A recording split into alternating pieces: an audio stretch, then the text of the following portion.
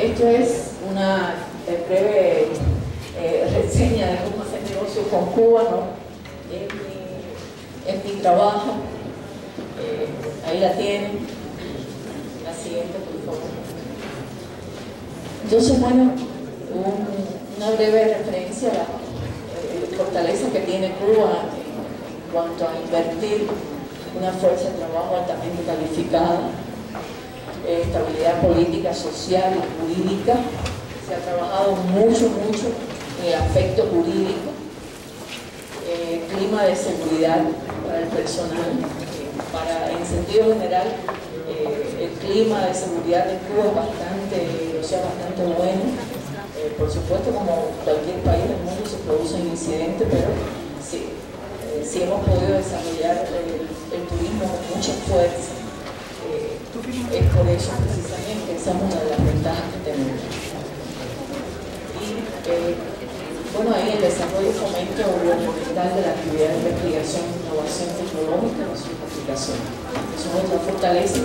Como yo les decía desde un inicio, la revolución se ha preocupado mucho por la creación de capital humano.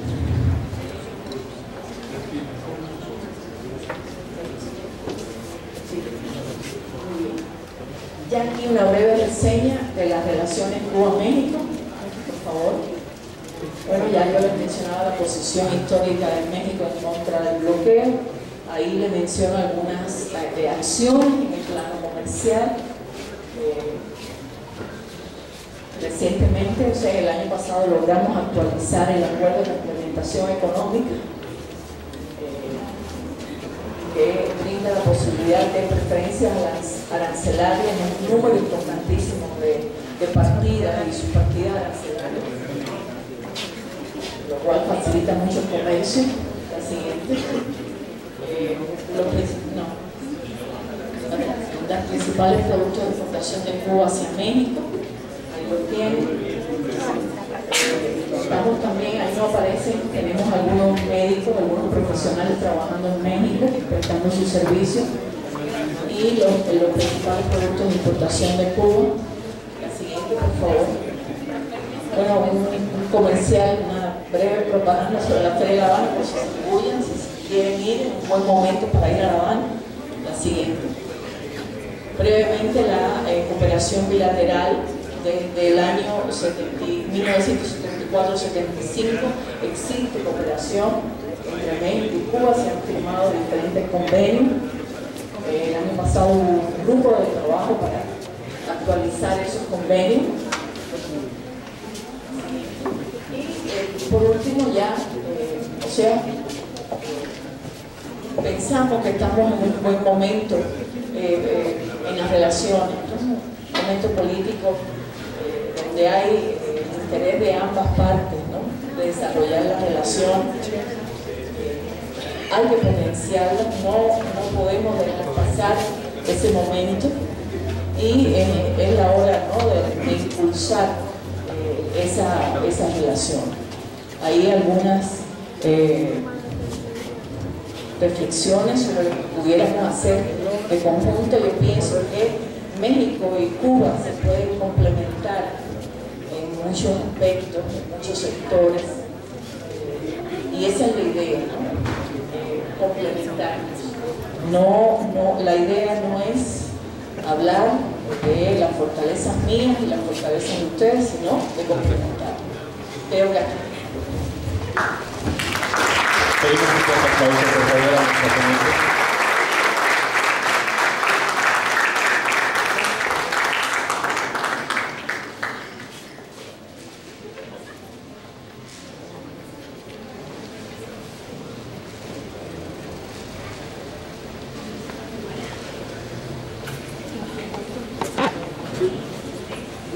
Quedamos con nuestro moderador.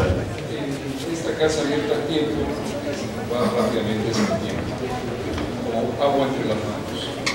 Evidentemente tuvimos cierto rezago a la hora de comenzar el conjunto de este evento, y vamos a tener que ir avanzando a paso de gigante, diría José Martín. Y tiene la palabra, sin más prolegómenos, el doctor Sergio Cámara. Les pido, todos aquellos que estén interesados en hacer preguntas, yo estoy aquí revisando las mías, que las apunten en lo que es las tiras de papel que elaboramos expresamente para tal efecto. Adelante, doctor Cámara. Bueno, muchas gracias. En primer lugar, brevemente, de nuevo agradecer a los organizadores por la invitación a poder estar aquí. Decir que creo yo que la temática general de todo este simposio y en especial de esta conferencia del día de hoy es altamente pertinente.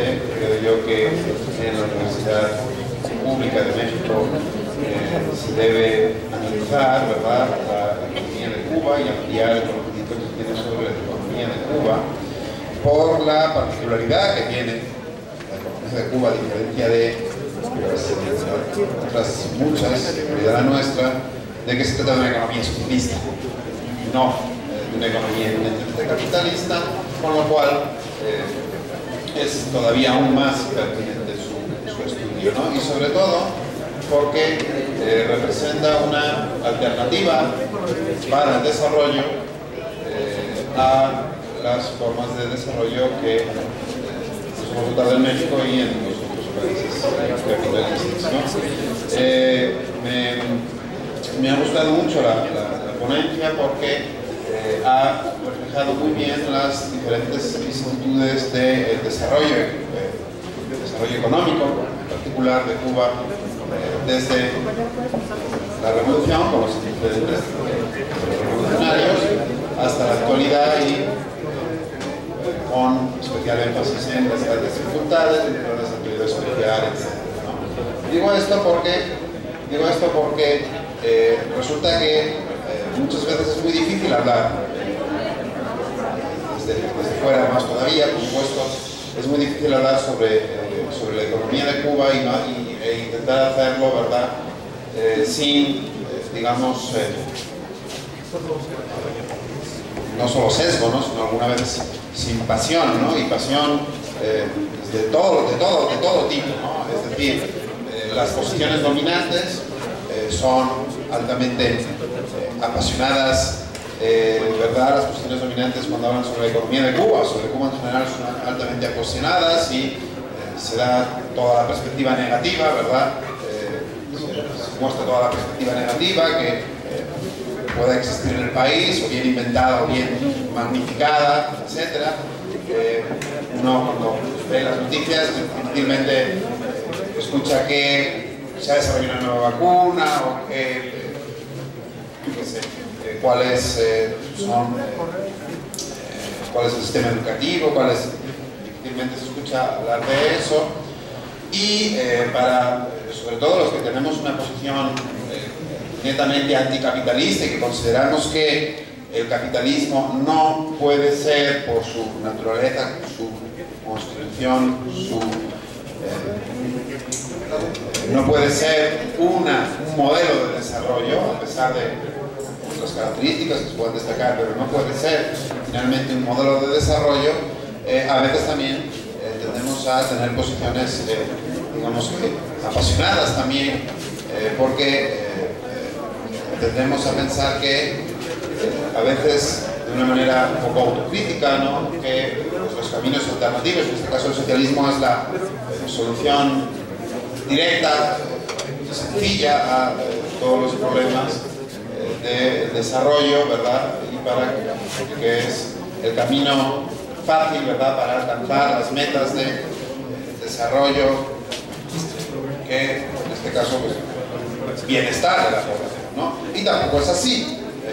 Es algo realmente complejo y difícil y que requiere de una gran, en este caso además de un gran esfuerzo, pero no solamente un gran esfuerzo, sino de una gran creatividad, dadas las dificultades que existen para el desarrollo en el entorno, en el contexto mundial y en el específico de Cuba. No solo es el bloqueo como algo fundamental, pero no solamente el bloqueo, para desarrollar el conjunto de relaciones económicas con el exterior, etc. Y las dificultades que esto toca, ¿no? Entonces, si uno observa, y dice, bueno, antes preguntaba, ¿no? ¿Quién ha estado en Cuba? Casi nadie, ¿verdad? Muy pocos. Yo tengo la suerte de haber podido estar una vez, ya bastantes años, pero me acuerdo yo que cuando viajé, pues, platicaba más con gente que había estado en Cuba, etcétera, mexicanos, y lo primero, muchos decían, uy, estuve en Cuba, ¿sí? ¿Qué te pareció? Hay mucha pobreza, ¿no? Y yo decía, evidentemente es un país, no es de un gran desarrollo, que no es de un alto desarrollo, como puede ser otros países de Europa, etcétera, pero es un país que también tiene un desarrollo similar a México, similar a México, aunque es difícil la comparación, etcétera, ¿no? En muchos sentidos, ¿no? Entonces, ¿por qué? Digo, ¿y aquí en México no ves la pobreza? ¿Por qué lo primero que señalas de allá es eso? Pues seguramente decían, no, lo primero que respondían es fundamentalmente el acervo de vivienda, ¿no? O después del periodo especial, de infraestructura, que se decía un poco deteriorada, etcétera, y eso, ¿no? Quizá lo primero que ve. También hay una cosa, ¿no? Que es que cuando uno viaja por ahí, uno le gusta ir lo que tampoco ve es grandes polos de concentración de la riqueza o de la exuberancia, ¿verdad? No ve uno un centro comercial como aquí, en el que se encuentran todas las marcas de moda o de etcétera, etcétera, y por lo tanto no observa eso, ¿no? Pero yo creo que sí que es importante evaluar el desempeño que ha tenido la economía cubana durante todo este periodo y ver cuáles han sido sus logros y cuáles quizás sus limitaciones, ¿no?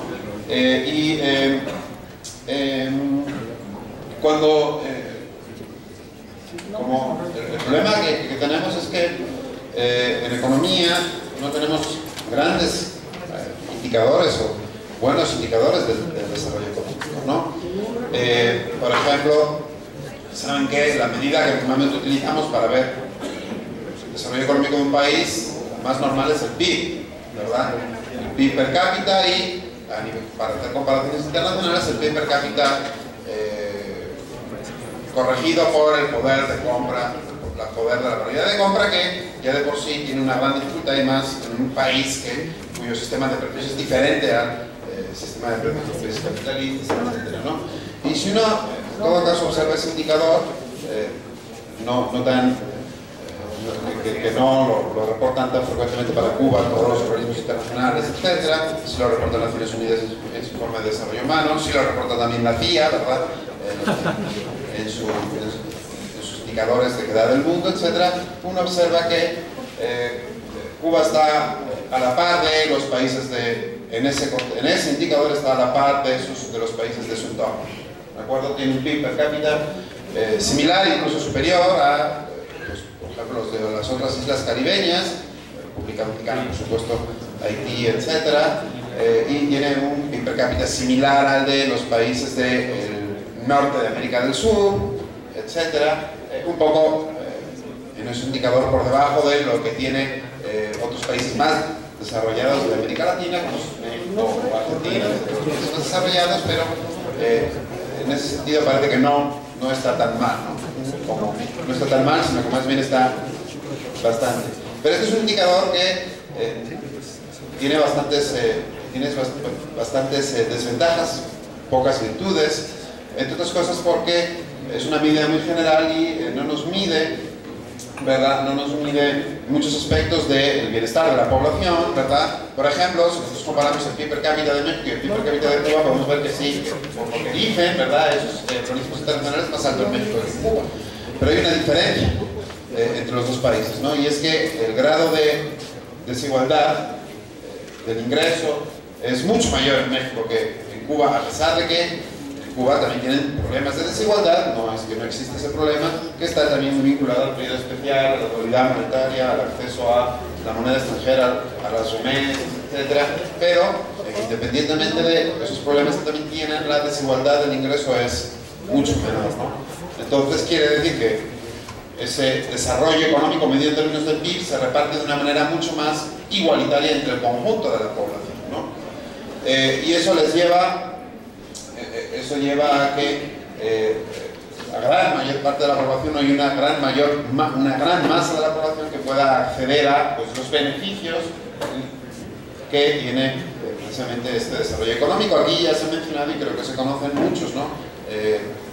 Todo lo que tiene que ver con salud, todo lo que tiene que ver con educación, con cultura, acceso a la cultura, con, por ejemplo, cultura deportiva también, y muchos otros aspectos que están ampliamente generalizados en el conjunto de la población, incluso acceso a alimentación, ¿verdad?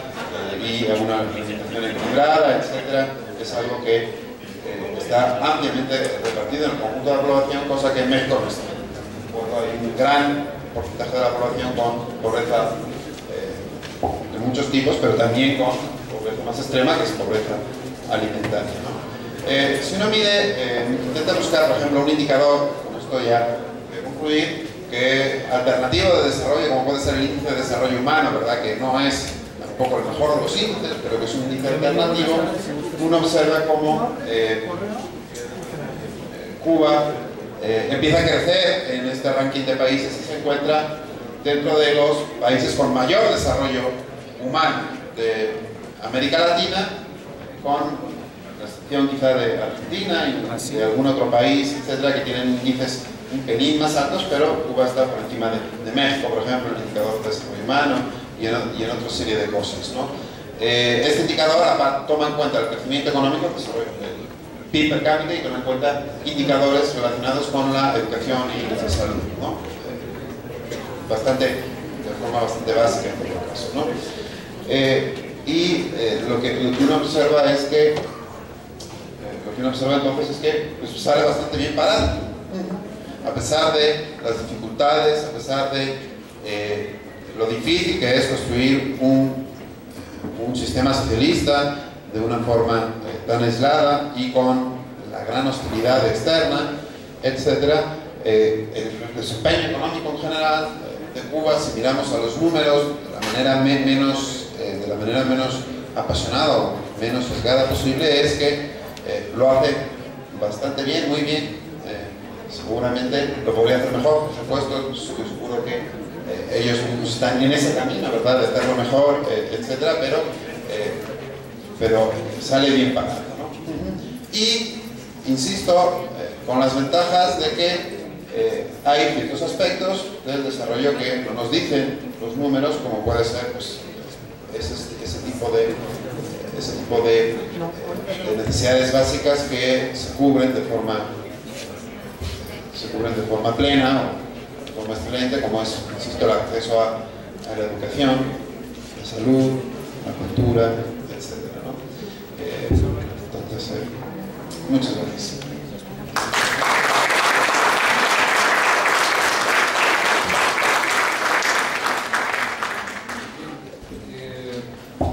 Vamos ahora a dar paso a las preguntas. No sé si haya más, tenemos en este momento 3.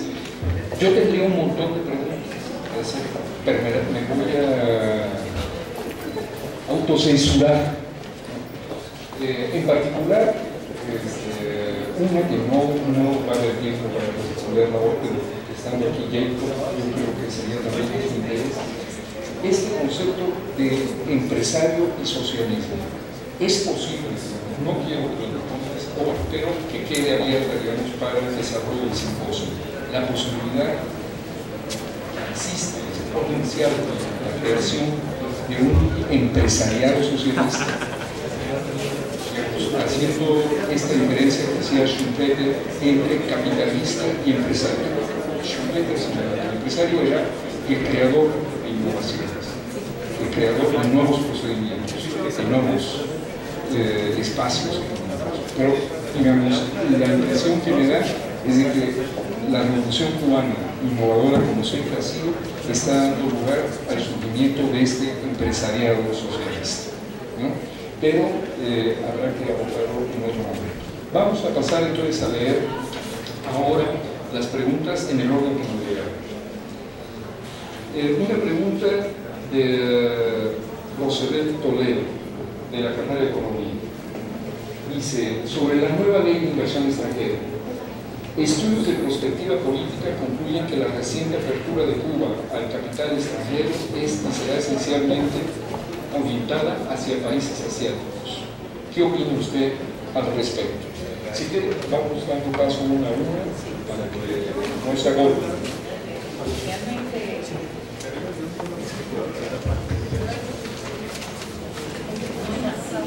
O sea, el proceso de la inversión extranjera en Cuba nunca ha estado dirigido hacia una región en específico, ni lo va a estar. O sea, nosotros cuando implementamos la ley anterior, la 77, tuvimos determinada influencia y afluencia de capitales de diferentes partes del mundo. Yo diría que de donde menos capital de inversión nosotros recibimos fue de Asia. La mayoría de la afluencia de capital vino de Europa, de México, o sea, hubo importantes inversiones de empresas reconocidas en México, en Cuba las hay todavía. O sea, para nada ha estado focalizada en Asia, todo lo contrario. No distinguimos el origen o la procedencia del capital. Lo que sí, por supuesto, tiene que ser un capital lícito. Nada que ver con lavado de dinero ni nada de eso. O sea, para eso hay regulaciones y controles muy estrictos, porque ya eso es lo último que nos faltaría, ¿no? Que entrar a Cuba capital ilícito, ¿no? Entonces, para nada. O sea, el proceso de apertura a la inversión extranjera no está focalizado en Asia, está abierto, ¿no? A cualquier empresario de cualquier país. No hay en ese sentido ninguna prioridad, ninguna preferencia. Todo depende del mérito que tenga la propuesta de inversión, ¿no? Voy a tratar de voy a leer primero para que usted aquí hay una pregunta muy interesante de Carlos Menino, de la carrera de Derecho, que dice: ¿cuáles son los principios que rigen el nuevo Código de Trabajo de Cuba? ¿Cuáles los aspectos críticos de su aplicación en la actualidad? Es una pregunta que sí es una conferencia, pero voy a asociar, digamos, con otra que es el alumno de Derecho, que dice: si todos estos procesos de regulación no apuntan el capitalismo como una forma de desarrollo para Cuba, ¿no? Digamos, si todo este proceso de apertura a la inversión extranjera y el nuevo Código de Trabajo implica el restablecimiento, entiendo yo, de las relaciones capitalistas de producción, digamos, en donde opera, digamos, como dos polos del trabajo asalariado y el capital. Bueno, sobre el código. El nuevo Código del Trabajo lo que pretende es definir muy bien los derechos, pero también las obligaciones de los trabajadores en sentido general. Mantiene en esencia la protección al trabajador que siempre ha existido. Yo pienso que a veces nos enfocamos más en los derechos que en las obligaciones. Entonces, con el nuevo código lo que se ha tratado de hacer un nuevo balance. Además, este nuevo código llega en un momento en que Cuba está en un proceso de transformaciones, se está impulsando mucho el trabajo por cuenta propia, pero son trabajadores iguales, con los mismos derechos de los trabajadores del sector estatal. O sea, que el código lo que pretende es mantener en esencia la protección del trabajador, también, o sea, que el trabajador cumpla con sus obligaciones, cumplir con su jornada laboral, o sea, concurrir al trabajo todos los días, pero también, por supuesto, bueno, tiene que disfrutar de derechos. Sus vacaciones son respetadas. Cada trabajador en Cuba, aunque tenga un año de trabajo solamente, tiene derecho a un mes de vacaciones al año. O sea, trabaja 11 meses y tiene un mes de descanso retribuido, o sea, ese mes se le paga, porque para eso, mes por mes, ha ido acumulando un % que le permite disfrutar, o sea, de ese mes de descanso retribuido. O sea, esa es una conquista que existe en Cuba hace tiempo, o sea, durante 50 años se ha respetado. O sea, tiende en ese sentido a crear, delimitar muy bien los derechos y las obligaciones de los trabajadores. Y para nada, la nueva gestión de estos nuevos actores económicos, de los trabajadores privados, para nada, o sea, van a estar desprotegidos, todo lo contrario, precisamente para evitar excesos y, en términos generales, la explotación. Una última pregunta que hace Yasmín Romero Mejía, también de la carrera en Derecho. Y para sintetizarla, el punto fundamental es: los inversionistas mexicanos que vayan a Cuba van a poder remitir sus utilidades a México, y en qué divisa. Por supuesto que pueden remitir sus utilidades, pero además exoneradas de impuestos. Eso yo los aliento a leer la nueva ley de inversión. Hay toda una serie de beneficios en el campo impositivo durante un número de años, de 8 años, tienen beneficios impositivos, y en el caso de las utilidades pueden remitirlas totalmente sin pagar impuestos, igual que los ingresos personales de ellos. Pueden hacerlo sin tener que pagar impuestos. Una última pregunta, y muy puntual. Cuando la gente actualmente hace estas evaluaciones simples de Cuba, lo hace sobre todo con viajes a La Habana, pero desconoce en buena medida el corazón mambí, guajiro de la isla. Hay un proceso ahora de fortalecimiento económico de la granja campesina en Cuba. Hay algo que para México nos parecería inédito: campesinos ricos en Cuba. ¿Hay?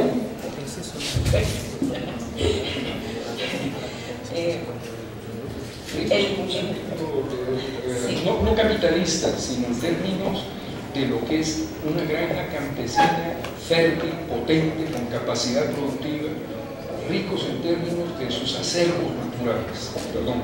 Por supuesto. Siempre, o sea, durante todo el periodo revolucionario, los campesinos, los que quisieron, o sea, mantener los pequeños productores agrícolas, los campesinos en sí mantuvieron su tierra. Nosotros tenemos inclusive hasta una asociación nacional ¿cómo se llama? Asociación Nacional de Agricultores Pequeños. O sea, son campesinos que siempre mantuvieron su tierra, que siempre trabajaron su tierra, que no se integraron ni a cooperativas ni a granjas estatales. O sea, lo que quisieron mantener la mantuvieron. Otros se unieron y crearon cooperativas y, por supuesto, producían. ¿Qué es lo que pasa? Que hubo dificultades a la hora de poder vender sus productos porque el Estado, el gobierno, les fijaba determinados precios. Bueno, eso hace 20 años para acá se eliminó, y los campesinos venden sus productos de acuerdo a la oferta y demanda, sin ningún problema. en parte la ineficiencia de las grandes granjas estatales permitió que estos campesinos, como él decía, en Cuba hay campesinos con muy buenos ingresos, y nosotros en el argot popular lo llamamos macetas, le decimos que son ricos, y es verdad, eso no se puede negar, porque ante la ineficiencia de las granjas estatales para producir los productos, los alimentos que la población necesita, lógicamente ellos se han aprovechado de esa situación. Lo que pasa es que, bueno, cada día son más, porque cada día se ha aperturado más el sector agrícola, ¿no? La creación de cooperativas para la producción agrícola, y entonces la competencia se está poniendo fuerte, ¿no? Ya no pueden poner altos precios. Siempre hubo un número de productos que sí se les mantuvo, o sea, un precio límite, porque son productos muy preferidos, muy demandados por la población cubana. Por ejemplo, la papa. En Cuba se consume mucha papa, y esto sí, o sea, el Estado siempre procuró que se mantuviera un tope, un límite para el precio, para que realmente, o sea, la población no tuviera que sufrir los altos precios de ese producto, ¿no?, tan demandado, ¿no? Y así como otros productos que ahora no me vienen a la mente, pero siempre ha habido preocupación, ¿no?, porque los precios no se vayan fuera de los límites del poder adquisitivo de la población en general. Ahora, hay que decir que sí, que efectivamente nosotros tenemos campesinos ricos que tienen muchos. No podemos negarlo porque negarlo, ¿no? Qué bueno. Es una especie en extinción el campesinado en México, y en Cuba no. Eso hay que señalar. Bien, bueno, termina esta conferencia. Hemos logrado algo increíble. Comenzamos hace una hora. Para esta conferencia estaba destinado 1 hora y media, y entonces logramos compactar lo que era todo el tiempo. Agradezco en particular al doctor Sergio Cámara por su enorme capacidad de síntesis. Fue un esfuerzo enorme el que realizó, y desde luego para nuestra querida consejera Piedad Viviana García Fonseca, que vino a reivindicar en esta Universidad Autónoma Metropolitana el corazón mambí de esta isla, en la cual finalmente se juega siempre la independencia de México, ¿no? Es en Cuba donde, de todo lo que es el conjunto de los países de América Latina, México tiene el mayor puntal para defender su propia soberanía. Y defendiendo la soberanía cubana, nosotros defendemos también la soberanía de México. ¡Viva Cuba libre, compañeros! ¡Viva Cuba! Antes de que se retire nuestro conferencista, nuestro comentarista, nuestro moderador y un miembro de nuestro comité organizador nos hará entrega de sus reconocimientos respectivamente y un pequeño obsequio de la Universidad Autónoma Metropolitana. Gracias por venir a México. Fuerte el aplauso.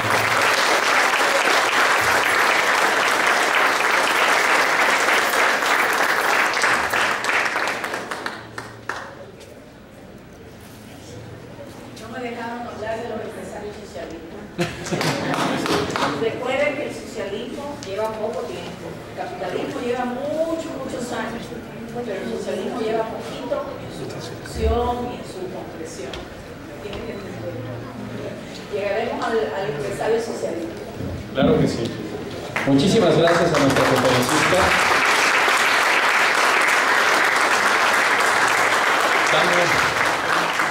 Damos también una representante de nuestro comité le da un obsequio a nuestro moderador. También pido un fuerte aplauso, un reconocimiento y un regalo a nuestro moderador.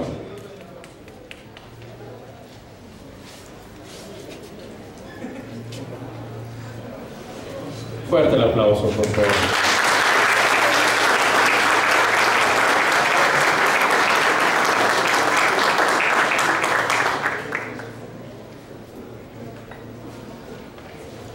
Y bueno, los despedimos, por favor, que se sienta la calidez mexicana. Despedimos con un fuerte aplauso por último. Y vamos a dar pie segunda mesa.